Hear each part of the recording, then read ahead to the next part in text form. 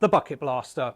Now most of you know it as a convenient way to clean your kegs and your PET fermenters. But when we first brought the bucket blaster into our range here at the Malt Miller, Martin and I had great fun testing it out for those two things. But at the end of the video, we also thought, what else could we use it for? I've been thinking about that, and in this video, we're going to take a look at it because we know that there are hundreds, if not thousands of you out there who've got a bucket blaster knocking around your home brewery, waiting for some extra purpose.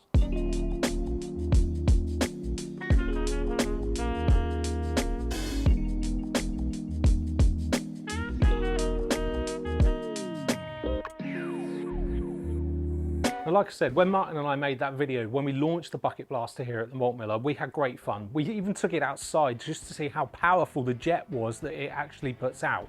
And we were blown away by it. Actually, we use it all the time here at the Malt Miller now for cleaning lots of kegs, cleaning our PET fermenters after they've been put through their paces, and it does an amazing job when paired up with the right cleaner, such as Brew 10. But at the heart of it, yes, there's a bucket, there's a stand for you to put your kegs and fermenters on, but actually, the core of the product is that amazing submersible pump and the way you can connect things to it. Now it's a standard fitting on that pump. It's a 1/2 inch BSP.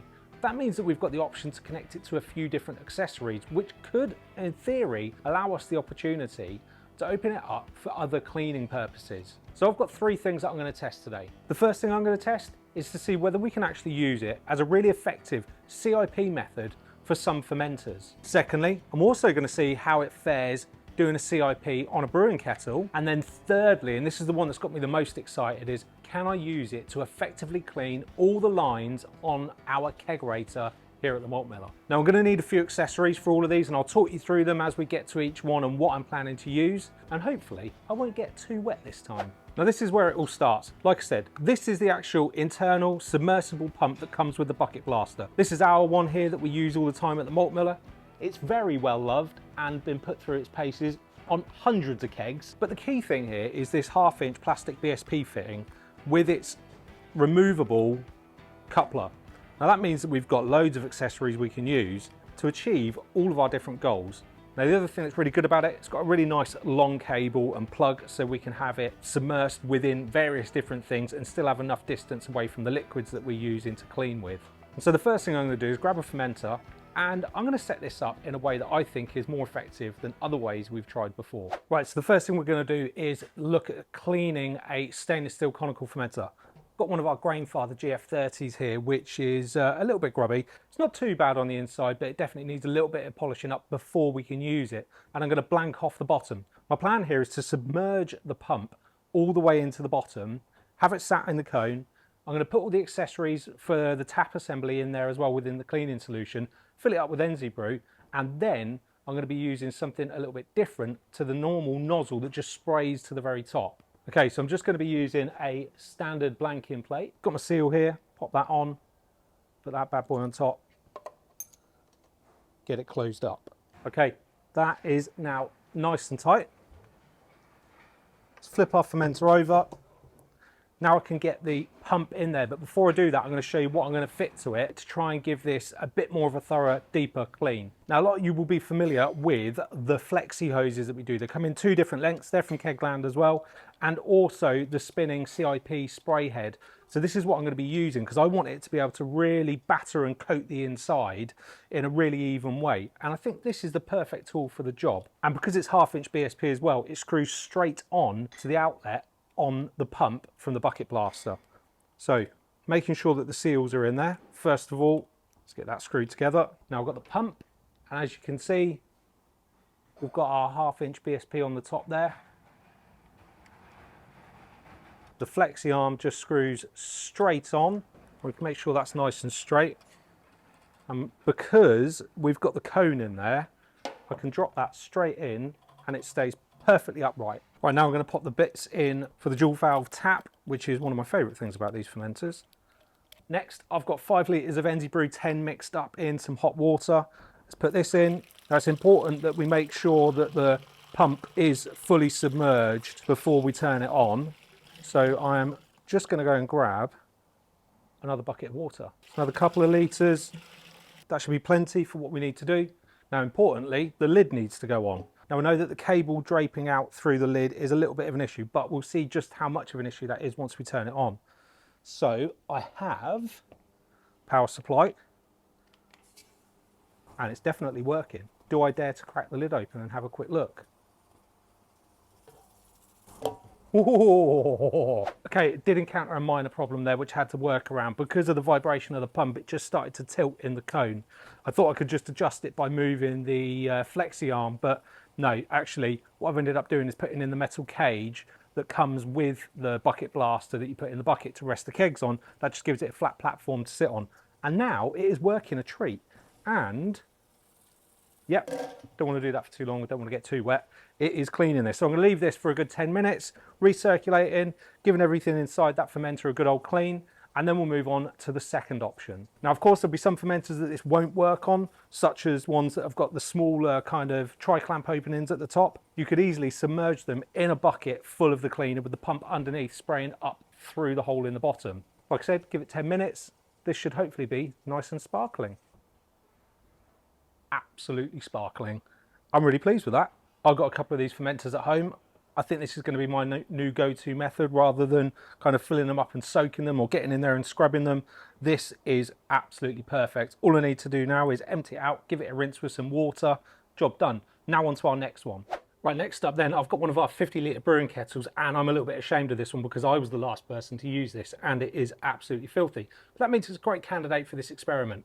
So we are going to go with exactly the same process. We're going to put the pump inside, again, put some Enzy brew in, leave it for a good 10 minutes circulating, come back. Hopefully, my shame will be washed away. Now I'm going to be using a short bit of piping that I've got here that's got the threads on both ends. These are dead easy to find. I'm going to screw that on.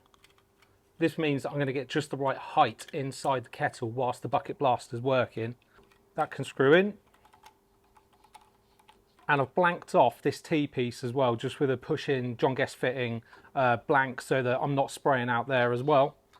That just drops in and it's the perfect height. So now I just need to get some cleaner in there and set this going. Right, so this has been circulating for about 5 minutes, and it dawned on me that actually I reckon that I could clean the ball valves on this using the bucket blaster pump as well. The ball valves, we've got one at the bottom where we drain work from, but we've also got a recirculation one up here for whirlpool and while we're recirculating during the mash. So if I can, it seemed like a good idea to try and clean those as well, meaning that I don't have to disassemble them every single time I need to clean this kettle. What I've actually done is I've taken off the little pickup elbow that we've got on the back of the tap here, and I've got a 1/2 inch John Guest fitting. So that has got a 3/8 push fit on. Now I've taken the little blanking tube that I had on this fitting as well and just fitted a little bit of beer line. And I reckon if I put this in now, screw this onto the back of the tap, push my beer line in, I can then use silicone tube with the 2 cam locks on the end so that I can now hook this all together, and whilst we're also CIP in the kettle, we can clean through the taps and also the cam locks and the bit of silicone tube. Get that bucket blaster pump back in the middle. In goes the cleaning solution again. Whoever thought doing this on one of the hottest days of the year is a bit of a fool. Lid back on. Plug the pump in.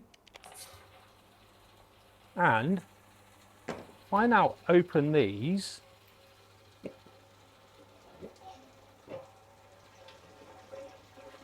I'm getting recirculation all the way through the taps. Right, this has had another 10 minutes all circulating around, so take that out. Have a little look. Well, would you look at that? Absolutely sparkling. Very, very happy with that, and being able to recirculate through the ball valves just means that I know that I've cleaned absolutely everything really well. So get this rinsed out, then we're going to go on to our third and final thing, which I'm rather excited about, cleaning the lines in our kegerator. Right, so I've got our much loved kegerator over here now, and you'll probably be familiar with this if you watched our video on the power sprayer, but I've created a daisy chain here by using the little growler push-in fittings which have got a barb on the end so that we can create effectively a loop all the way from our bucket where the pump for the bucket blaster is filled with cleaning solution all the way through to the last tap. Now how we're doing that on the inside of the kegerator, we're using the little double-ended ball lock joiner that basically it's like 2 ball lock disconnect posts together so you can create a through loop between them. It's a super handy little accessory from KegLand. What we've now got effectively is a chain all the way from the pump all the way through to the end of this piece of PVC hose. Now I just used a bit of John Guest action here, a little barb fitting to go onto the PVC tube, a stem push fit, a 3/8 coupler, and then I'm onto the beer line, and then the beer line is pushed directly into a 3/8 John Guest fitting that I've screwed straight onto the pump, so no need for the post or anything, just goes straight onto the pump. Now I've got all the taps off and I'm going to turn the pump on. So that's wanting now to flow everything through, but because I've got the taps closed, it won't flow, which actually helps me out here because it means I can make sure that I'm pointing the PVC tube back down. So open up the first one, second one, third one, and then finally the fourth one. Just going to make sure all of the flow controls are open, and that is now flowing all the way through. So I'm just going to leave that to run for probably a good 10-15 minutes to make sure everything inside the taps is clean. And I'm again using Brew 10 here. I mean, you could, if you wanted to, use something a little bit more appropriate, but I think Brew 10, it's nice and gentle, but it's also going to do everything I need it to do to clean these lines and these taps beautifully. Well, this has been running now for a good 10 minutes and I am super pleased with the results. It's looking very clean. All I need to do now is rinse this through, run the pump again, but with some cold, fresh water to clean the pipes of any residual Brew that's stuck in them and in the tap. And then I can get this all hooked back up, get my kegs connected and have a cold beer, which is very much wanted right now because it is absolutely roasting up here on the mezzanine at the malt miller. These are just 3 ideas of how you might be able to deploy the bucket blaster that's already sat in your home brewery into different functions.